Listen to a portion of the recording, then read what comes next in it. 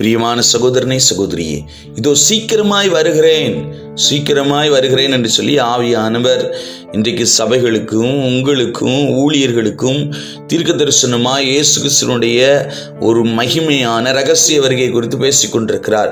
வெளிப்படுத்தல் 22:12, இதோ சீக்கிரமாய் வருகிறேன், அவனவனுடைய கிரியைகளின்படி அவனவனுக்கு நான் அளிக்கும் பலன் என்னோட கூட வருகிறது. இன்றைக்கு ஆவியானவங்களோடு பேசிக் கொண்டிருக்கிறார். ஏசப்பா சீக்கிரமா வரப்போறாரு. உங்க பிள்ளைகளுக்கு சொல்லுங்க, நல்ல கிரியை செய்யுங்க, ஏசப்பா சீக்கிரம் வரப்போறாரு.